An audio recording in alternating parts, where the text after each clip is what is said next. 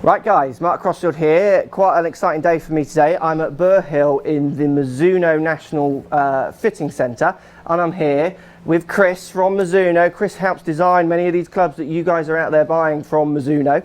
So we're going to hit the JPX EZ new wood, see what it's all about. It's got changeability in this one, I think, isn't it? It does. First time for Mizuno. First time for Mizuno, a bit of changeability. Let's get stuck in.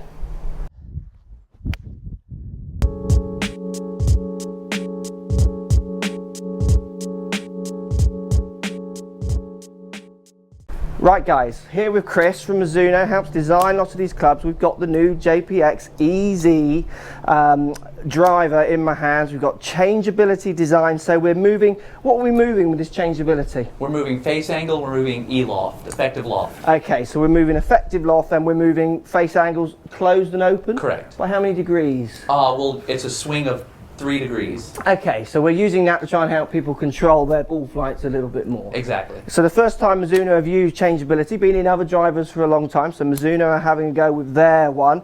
Interesting to see how they're doing it. So I think it's a simple key at the top. It is, exactly. So we just unscrew, and then the sleeve's going to have readings on there that show us if Correct. it's open or closed and those kind of things? Correct. Fantastic. Okay, so look, I'm going to hit some shots. We've got GC2 HMT on the floor here, and we're going to compare some of the numbers up to, you guys know how far or not far I hit the ball. So we're going to put you to test, Chris, on the spot here. I'm going to hit some shots and let's see if this bad boy actually does perform. So I'm going to hit 4 shots. We've got real balls because we're at the Burr Hill Centre, not at my normal range. Let's hit some and get some numbers on it.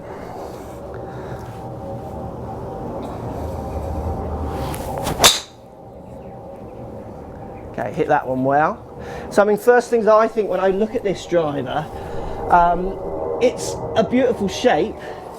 So it's quite a, I wouldn't say like your most classic shape. It's rounded, a little bit more pulled back at the back. Yeah, it's a little bit more of a JPX shape than an MP shape. A little less pear, a little bit more rounded, almost similar to the old MX 700. Absolutely, I would agree. And then what's the finish? I mean, it looks like a kind of matte. Yeah, we wanted to go for a matte black. It's just a different look, a fresh, kind of high-tech new look. Absolutely. I mean, the matte black does look fantastic. We've seen it in other companies doing it, and it does look very slick.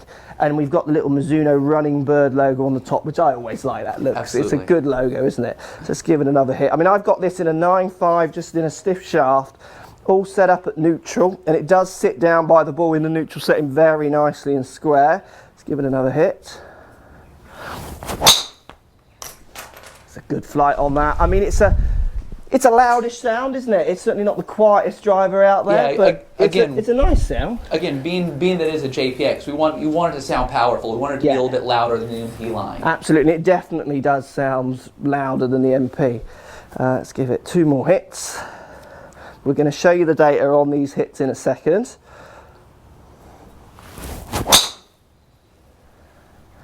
It is a really nice fly. Quite like the sound actually. It does, like you say, it does sound powerful. And I think for lots of the guys out there who are trying drivers not always with good launch monitors, I think the sound often for them is so important because they'll hit a shot. I've seen it in fittings, they hit a shot, and if the club sounds bigger, they always say, oh, that one's gone further. Especially with how many fittings are done indoors now, the sound is so important as to the feedback you get. Absolutely. Let's give it 1 more hit.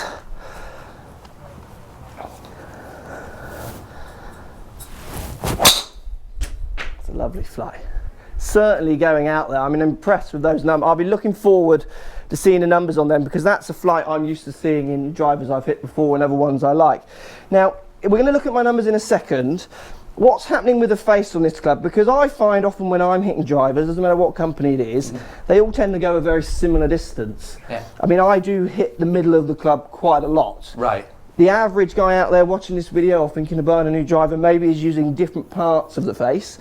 So how's this club going to perform for someone like that? You know, with the new rules from the, it's not new anymore, but the rules from the RNA and USGA, there's only so much you can do with center ball speed. Yeah. That's pretty much been maximized. So with the EZ, we really want to focus on a geometry that would get better ball speed around kind of off-center hits. Okay. So we focused on how the face rolls into the top and rolls into the sole to really help the sole and crown actually become part of the face and rebound more, make that trampoline larger, so you get better ball speeds on off-center hits. Fantastic. So that's interesting, guys, isn't it? So Chris is saying there basically, for someone like me who's going to hit the middle of the face a lot, maybe not going to see a big difference between this and last year's if I've already got the Mizuno driver.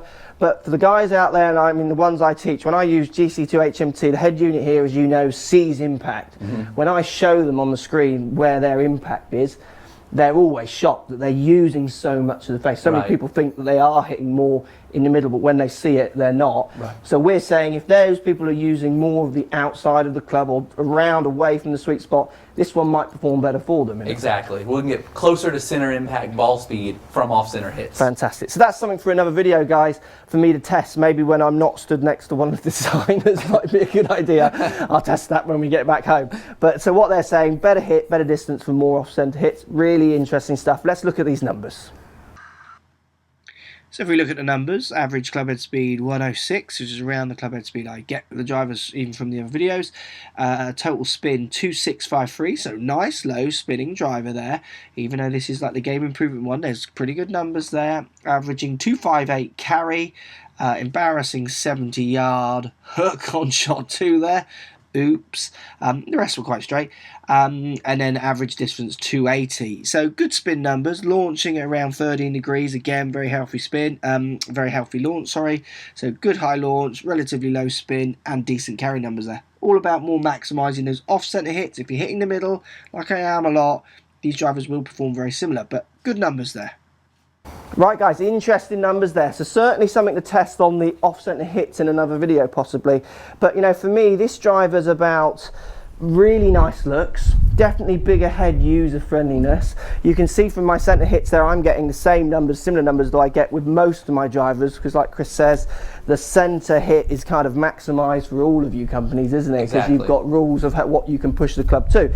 But for you guys using more of the face, this kind of big friendly head down by the ball, and using all of the face, this is definitely one that you guys should think about trying. Just had to hit it one more time there. I do like the feel of this driver. Let me know what you think, guys. Post comments down below. Is this something that you could use, couldn't use? Let me know. I'd love to hear. Thank you, Chris. Thank you. All the way from the States, from the Mizuno factory. He makes these clubs that you guys are buying. So post comments down below, guys, and we'll speak to you all soon. So if you like what's going on here, don't be afraid to subscribe to the channel. Also thumbs up the video, post comments, love to hear what you guys got to say.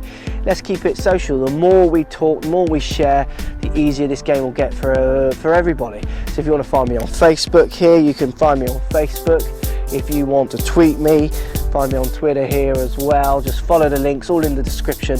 Come and join the show, get active, get involved, get playing some better golf. Thanks for watching.